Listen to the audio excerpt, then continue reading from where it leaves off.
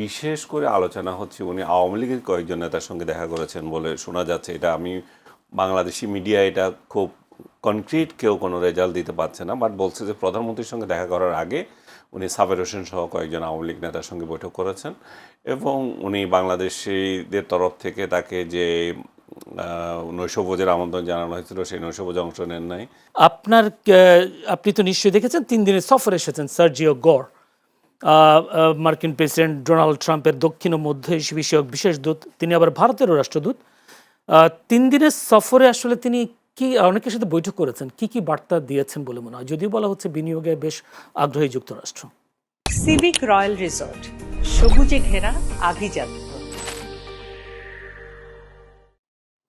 ধন্যবাদ আপনাকে। বিনিয়োগের কথা তো প্রকাশ্যে এসেছে, আর ইনফরমালি অনেক কথাবার্তা শোনা যাচ্ছে। সেটা কতটুকু সত্য নয় সেটা তো আর আমরা বলতে পারবো না। তবে এই ভিজিটটা খুবই আলোচিত। যেমন ধরেন তিনি এসেছেন, মার্কিন কর্মকর্তারা প্রায়ই বাংলাদেশে আসেন, এসে বিভিন্ন বাংলাদেশের অনেকের সঙ্গে তারা দেখা সাক্ষাৎ করেন। প্রধানমন্ত্রীর সঙ্গে কার্টেসি কল হয়েছে, তিনি ফরেন মিনিস্টারের সঙ্গে বসেছেন, কিন্তু তিনি ইন্ডিয়ান হাই কমিশনার যিনি এখানে আছেন তার সঙ্গে মিটিং করেছেন। এটা একটু আনইউজুয়াল, এরকম সাধারণত ঘটে না। তবে আবার আরেক দিক দিয়ে বললে এরকম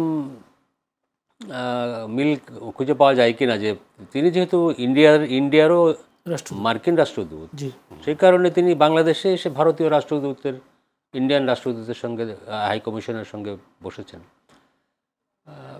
বাট এই মিটিংটা তো এই মিটিংটা তো ইন্ডিয়াতেও হতে পারত। এটা নিয়ে আবার জামাত ইসলামী এর মধ্যে আবার বেশ কিছু গন্ধ খুঁজে পাচ্ছে, সেই কারণে তারা আবার ফর্মালি রিয়াকশনও জানিয়েছে।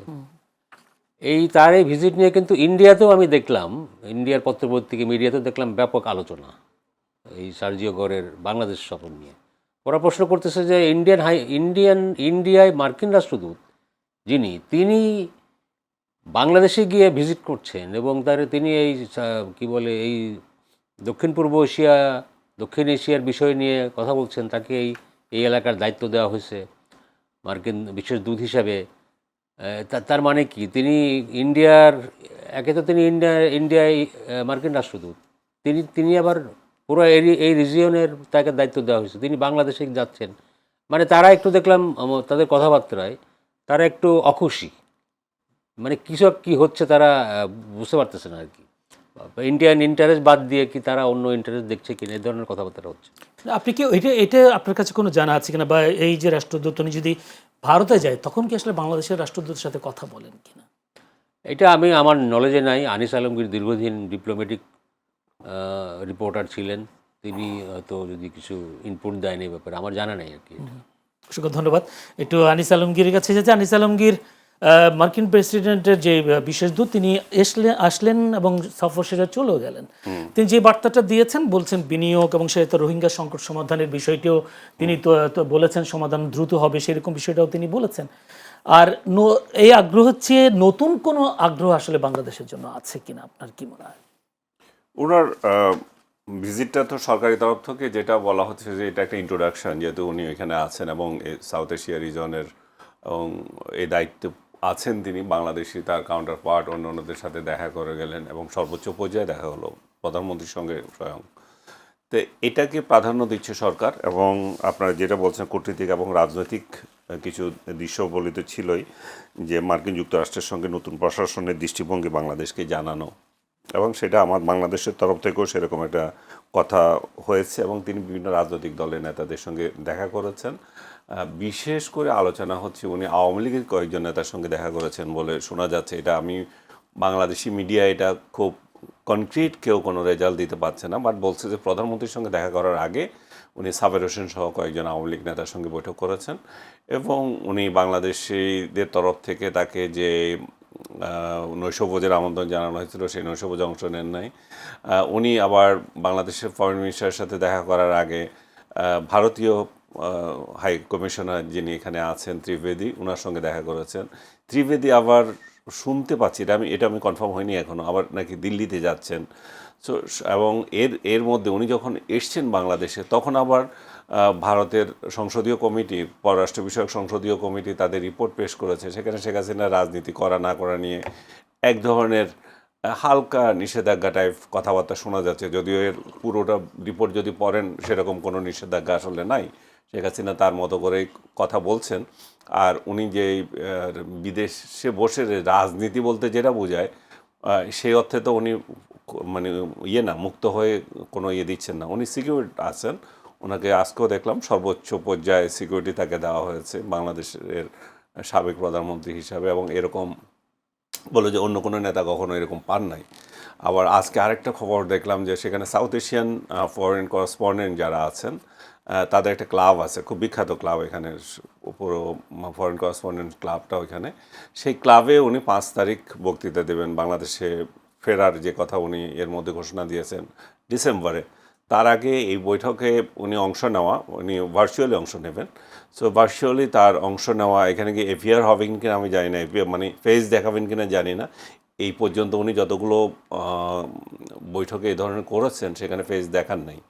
সো আমি জানি না, যদি ফেস দেখান, যদি এদের সাথে সরাসরি কথা বলেন, তাহলে সেটা আরেকটা অধ্যায় হবে যে ওইখানে নানাজন অংশ নেবে, বেশিরভাগই বাংলাদেশি এক্সপার্টরাই অংশ নেবে, এবং সাকিব আল হাসানও সেখানে অংশ নেবেন বলে প্রচারিত হচ্ছে। এখন জানি না 5 তারিখে কি হয়। তো সার্বিকভাবে ওনার আসার যে ঘোষণা, এটাকে অনেকে আবার এটা লিঙ্ক আপ করছে সার্জিকরের সাথে। হ্যাঁ, যে এই শেখ হাসিনার আসার ঘোষণা, উনি আসলেন, উনি কি রাজনৈতিক দলগুলোর সাথে দেখা করছেন, যখন সেখানে কি আওয়ামী লীগের সঙ্গে একটা নেগোসিয়েশনের সম্ভাবনা আছে কি না, স্পেকুলেশন সবগুলো। সেটা আওয়ামী লীগের তরফ থেকেও এটা কোনো ক্লিয়ার না, কোনো বক্তব্য ওইভাবে আসে নেই, সরকারি তরফ থেকেও আসে নাই, সো এবং আমেরিকান তরফ থেকেও আসে নাই। সো আসলে কি হচ্ছে, একটা ধূম্রজাল আছে এখানে, কিন্তু কোনটা কতটুকু কিভাবে আগাবে সেটা এখনো ক্লিয়ার না। আপনার কি এটা মনে হয় কিনা, যদি আপনার কথার সূত্র ধরেই বলছি, যে সার্জিও গড় যে বাংলাদেশ এবং ভারতের মধ্যে যে সম্পর্কের টানাপোড়েন চলছে, এই টানাপোড়েনটাকে কিছুটা শেষ করবার জন্য কি কোনো আসছে কিনা, আপনার কি? আমার সেটাই বলছিলাম যে এটা এখনো ক্লিয়ার না। বাট উনি যখন বাংলাদেশে নিয়োজিত ভারতীয় হাই কমিশনারের সঙ্গে দেখা করেন, কোন এখতিয়ার বলে করেন, তাহলে সেখানে একটা কথা আছে। আর ত্রিবেণী যদি সত্যি এখন ইন্ডিয়ায় যায় না আবার, তাহলে এটা কোনো বার্তা নিয়ে গেছেন কিনা, এটা তো একটু মাথায় আসেই, মানুষের স্বাভাবিকভাবে আসায়। এবং বাংলাদেশেও দীর্ঘদিন থেকে একটা প্রচলন হচ্ছে, শেখ হাসিনা যখন বললেন যে ডিসেম্বরে আসবেন, মানে কোন ক্ষমতা বলে উনি বলেন যে বাংলাদেশে চলে আসবেন, যেখানে বাংলাদেশে তার আসাটা মোটেও নিরাপদ না, ওনার জীবননাশের আশঙ্কা আছে। তারপরে ওনার উপর এক ধরনের রায় আছে, যে ফাঁসির রায় আছে। এই অবস্থায়ও তিনি যখন আসবেন বলেন, তাহলে এখানে বিদেশিদের হাত আছে কিনা, আর বিদেশিদের যদি হাত থাকে, যারা পেছনে নেপথ্যে কলকাঠি নাড়েন, তাহলে সেই জায়গায় 3টা দেশের নাম আসে, একটা ভারত, একটা আমেরিকা, আর একটা চীন। সেই কারণেই, যেহেতু আমেরিকা বাংলাদেশের উপর এই মুহূর্তে সবচেয়ে বেশি প্রভাব বিস্তার করছে, ইভেন ভারতের থেকে, ভারত আগে যেরকম প্রভাব বিস্তার করতো বাংলাদেশের রাজনীতিতে, তার থেকে শতগুণ বলতে হবে। কারণ একের পর এক আমেরিকান কর্মকর্তারা আসতেছেন, যাচ্ছেন। আমেরিকার সাথে যে একটা গোলামি চুক্তি হলো, সেটা নিয়ে ভালো কথা হচ্ছে। সো আমেরিকার এক ধরনের কলোনি হয় নাই, কিন্তু কলোনির মতো আচরণ করছে আমাদের সঙ্গে তারা, এবং তাদের বিভিন্ন সত্তাবলী, যে সমস্ত কথাবার্তা যেভাবে বলে, তো তাতে করে মনে হচ্ছে যে আমেরিকার এখানে হাত থাকতে পারে। আমেরিকায় তার যে স্বার্থে বাংলাদেশের সাথে চুক্তি করেছিল, যে সেই স্বার্থ নির্বিঘ্ন হওয়ার জন্য হয়তো আওয়ামী লীগের সঙ্গে তারাও কথা বলতে পারে। কারণ শুধুমাত্র আমি একটা চুক্তি করে গেলাম, আমি একটু আমার ব্যবসায়িক বিনিয়োগ নানা কথা চিন্তা করলাম, কিন্তু আমি চিন্তা করলাম এমন একটা দেশকে নিয়ে আমি চিন্তা করছি, সেখানে আনরেস্ট রয়ে গেল, তো তাহলে তো আমার স্বার্থটা একটু উদ্ধার হলো না। সো এখানে হয়তো বাংলাদেশে পরবর্তী আনরেস্ট কিভাবে কমানো যায়, এখানে কিভাবে হয়তো এটা কি বলে ইনক্লুসিভ একটা পরিবেশ, রাজনীতির একটা পরিবেশ তৈরি করা যায়, সেটাও তাদের মাথায় থাকতে পারে। সিভিক রয়্যাল রিসর্ট, কিনুন আভিজাত্য, নিশ্চিত করুন ভবিষ্যৎ।